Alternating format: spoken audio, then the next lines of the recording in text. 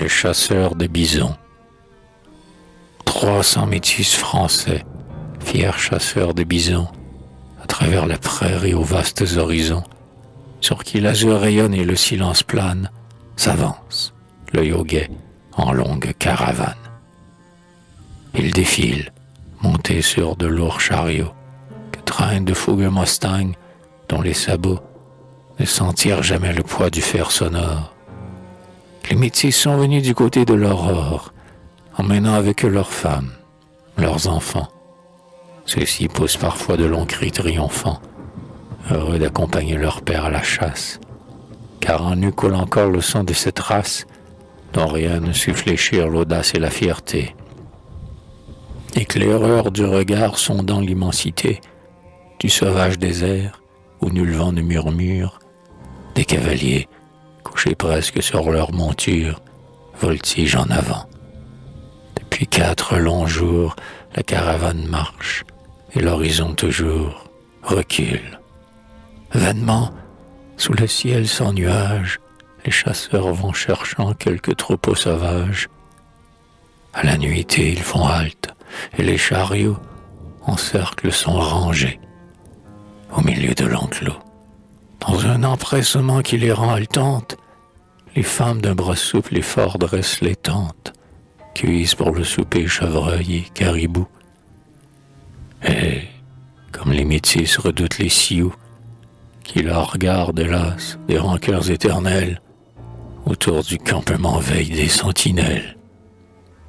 Dès qu'à lui, ce matin, à l'orient vermeil, le sourire, indécis encore, du soleil, les chasseurs ont repris leur course, et la distance que, depuis l'aube, ils ont parcourue est immense. Cependant, devant eux, nul bison n'est encore apparu. Le jour baisse, et déjà l'astre d'or pâlit à l'horizon comme un feu qui décline. Tout à coup, au moment d'atteindre une colline qui leur semblait hier un point vague, incertain, les métis croient entendre un tonnerre lointain, croient sentir un frisson au sol de la prairie. Et, presque en même temps, un des chasseurs s'écrie: « Les bisons! Les bisons! » Un immense troupeau vient d'émerger au loin, et, porteur d'un drapeau qui, sous les derniers feux du couchant, étincelle, le plus vieux des métis commande: « En selle! En selle! » Les chevaux dételés sont scellés aussitôt, et les voilà partis tous ensemble, au grand trot, les cavaliers guidant du seul geste leurs bêtes. La harde doit compter au moins 3000 têtes, et dans le tas massif, de moment en moment, retentit quelque rauque et long mugissement qui fait frémir l'écho des solitudes mornes. À travers les buissons de la plaine sans bornes, les bœufs sauvages vont, blancs de sueur, fiévreux, hagards, baveux, faisant tournoyer derrière eux des vagues de poussière et de chaude fumée. Un vieux fauve conduit la mugissante armée, dont les bonds rythmés font trembler le sol herbeux. À l'aspect des poneys rapides, les grands bœufs changent soudain de route, au hasard de la fuite. Les tigres sont moins prompts, les loups courent moins vite. À présent, les Mustangs sont lancés au galop, et, comme le typhon est plus vif que le flot, sans doute ils atteindront la harde effarouchée. Quel épouvantement et quel chevauché! Nul ne pourra jamais les peindre avec des mots. Les femmes, les enfants, gardant les chariots, pendant que les coursiers vont à bride abattue, dans une fixité de spectres ou de statues, qu'à peine ébranleraient les éclats du canon, regarde, haletant, cette joute sans nom. À la suivre des yeux, on est pris de vertige. Elle est démence, adresse, horreur, fièvre, prodige. Les buffles effarés et fougueux alezans passent dans le désert comme des ouragans, et tout fuit devant eux. Tout tremble à leur approche. L'ours, le loup, le renard, l'étang, l'arbre, la roche. Au-dessus de l'autour lui-même est frémissant. Ils vont, courant, galopant, bondissant, des plaines secouant le sommeil léthargique, dans un emportement effroyable, tragique. Oh, les rudes chasseurs, les fuyards forcenés, dans leur effort farouche et sans frein, les poignets ont du sang aux naseaux et les bisons aux mufles. Qui devra triompher, des coursiers ou des buffles, des légers étalons ou des souples taureaux? Hop, hop, hardi, hardi, les bons petits chevaux. Ni buissons, ni torrents, ni rocs, ni fondrières ne peuvent ralentir leur course ventre à terre. Non, nul ne saurait dire en des vers affolés les élans éperdus de ces coureurs zélés. Hop, hop, hardi, hardi, les mustangs si véloces auront en un clin d'œil atteint les bœufs féroces qui frôlent maintenant les arbres d'un bosquet. Déjà plus d'un tireur épaule son mousquet, retourné sur la selle, attendant qu'on commande. Feu! Clame au même instant le vieux chef de la bande, et sans but fourroyé jonche le sol rougi. Le reste de la harde ébranlée a rugi d'épouvante et de rage. Et la fuite éperdue à travers le sauvage et muette étendue semble encore plus rapide, et sans trêve le plomb crible les bisons fous lancés dans un vallon où le vol de l'instinct aveugle les emporte. Une bête visée est une bête morte. Rien ne peut égaler l'adresse des tireurs, laissant flotter la reine au col de leurs coureurs. Les métis hardis, l'air superbement farouche, droit sur les étriers du plomb plein la bouche, tirent incessamment, sans bourrer leurs mousquets, d'une corne y versant la poudre par hoquet.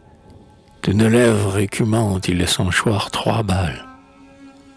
Avec toute l'ardeur des anciens cannibales et tout l'acharnement des molosses lâchés, la chasse se poursuit et les bisons hachés tombent toujours comme les blés qu'on fauche. De crainte d'accident, chaque homme tire à gauche. Enivré de l'odeur de la poudre, souvent, un étalon bondit dans le torrent vivant, dont les flots furibonds brisent tout dans leur fuite. Alors quelques taureaux géants se précipitent, et, la tête baissée et l'œil en feu, meuglant, dans toute sa longueur plonge sa corne au flanc, du cheval qui chancelle et s'abat, blanc d'écume, en déroulant, horreur, un lourd boyau qui fume, vomissant un sang noir sur le sol piétiné et blessant, convulsif, l'homme désarçonné.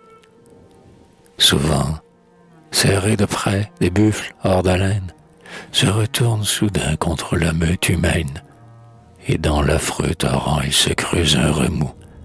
Il se fait un recul dans le bataillon fou, dont les rangs décimés constamment se resserrent. Chasseurs, chevaux, bisons, que les alliés lacèrent sur la plaine où ne lui maintenant nul rayon, sont alors confondus dans un noir tourbillon fait de poussière épaisse et d'épaisse fumée. Comme on en voit flotter au-dessus d'une armée, d'où montent les clameurs du bronze rugissant. Dans ce long ourvari fébrile étourdissant, parfois contre le moindre obstacle un cheval bute et brusquement s'affaisse, éreintant dans sa chute son cavalier. Parfois un bison aveuglé par le vent de la course, entraîné, bousculé par les fuyards voisins, tombe et barre la route, créant sous les sabots de l'armée en déroute un vaste écrasement, un sinistre chaos. Et le sang des grands corps tout broyés coule à flot.